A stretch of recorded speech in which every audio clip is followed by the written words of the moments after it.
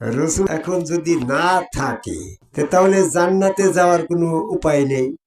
কারণ আল্লাহ সূরা আল ফাতির 17 নম্বর আয়াতে তো বলছে জান্নাতে যেতে হলে রসুলের আনুগত্য লাগবে। রসুল যার নাই তার রসুল আনুগত্য নাই। সালাত পড়তে নিষেধ নাই, কিন্তু রসুলের আনুগত্য না করে সালাত তো কাজে আসছে না। আগে মুসলমান হইয়ে তারপর তো সালাত আদায় করে। তুই এখন রসুল না হলে মুসলমানরা হবা কোন জায়গায়? তো অত বলতে গেলে সময় পাওয়া যাবে না। এখন রসুল তোমাকে পবিত্র করবে, রসুল না থাকলে তো তুমি পবিত্র হতে পারলে না। তাহলে পবিত্র না হলে তো তোমার নামাজই হচ্ছে না, তো চাবি পাবা করে। তো রসুল না হলে তো তুমি আল্লাহর আনুগত্য করতে পারছো না।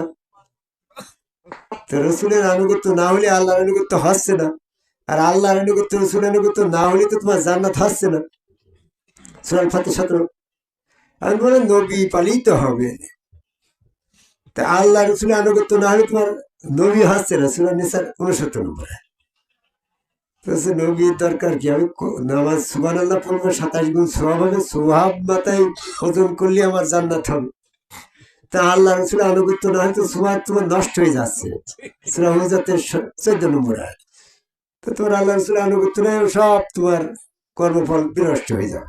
কারণ এই হাতে বলছে যে আল্লাহ রসুলের আনুগত্য যার আছে তারটা নষ্ট হবে না। তোমার রসুলের আনুগত্য নাই, তোমারটা তো নষ্ট হয়ে যাবি। যদি না হইতো তাহলে আল্লাহর আয়াত মিথ্যা হয়ে যাবে। তো এত কথা বলতে গেলে আমার দয়া হলেই হবে, আল্লাহর দয়ার পরে আমার যা হয় হবে। তাহলে সূরা ইমরানের 132 নম্বর আয়াতে বলছে আল্লাহ রসুলের আনুগত্য যারা হবে তারাই দয়া ক্ষমা পাবে। তোমার যদি আল্লাহ রসুলের আনুগত্য না থাকে তো তোমার দয়া ক্ষমা হবে না। যদি হয় তাহলে আল্লাহর আয়াত মিথ্যা হবে। এটাকে কিনা আমাদের ভার্সিটি পাস ইঞ্জিনিয়ার ছেলেপিলা আছে, এই মেহেরপুর থেকে পিয়ালা এসে ওই তোমার ড্যাফোডিল ভার্সিটি থেকে পাশ করা ওই ছেলেটা কি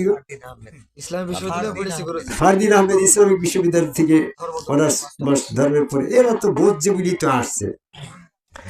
তো আল্লাহ রসুলের আনুগত্য ছাড়া উপায় নেই।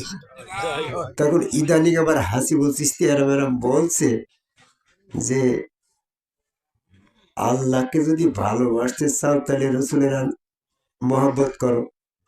রসুলের নাই তোমার আল্লাহর মহব্বত হচ্ছে না।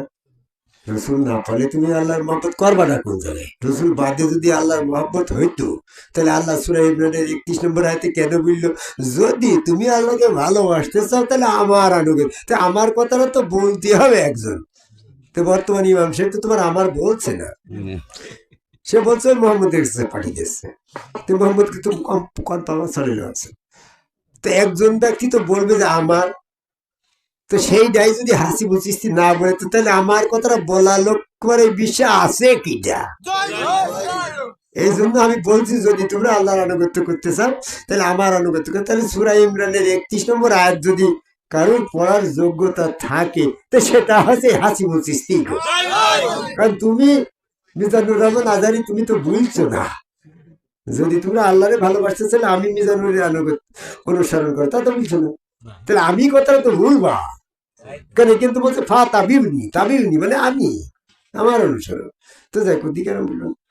তো বলছে হাসিবুল চিশতি বলছে যদি তুমি আল্লাহর হাতে রাখো শক্ত করে ধরতে চাও, দেখি তোমার বাবা দেও না নেত, শক্ত করে ধরতে চাও রসুলের হাতটা শক্ত করে ধরো।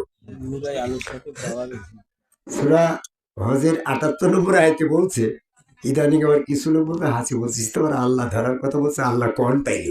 হ্যাঁ, আল্লাহ ধরার কত মন গড়া ভাবে বললে হবে নাকি?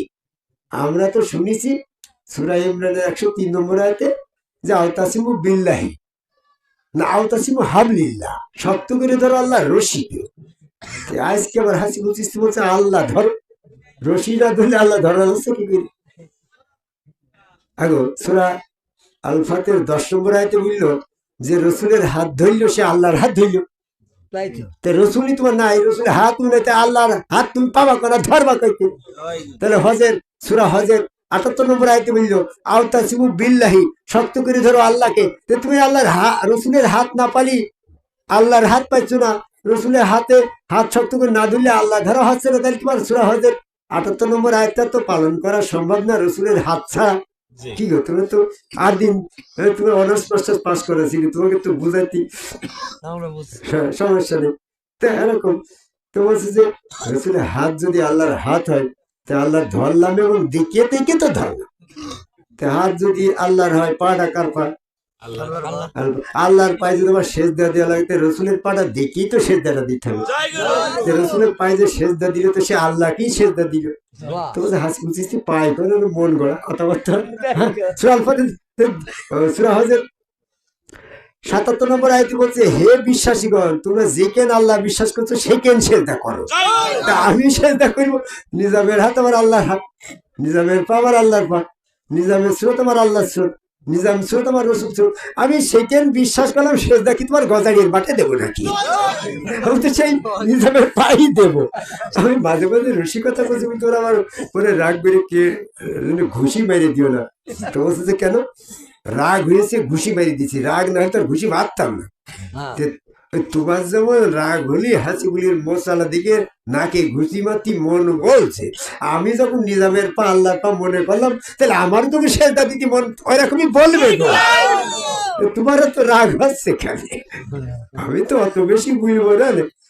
তো বলছে যে হাসি বলছে যে রসুলের সাথে কথা বলি বলে আল্লাহর সাথে কথা বলা হয়ে যায়।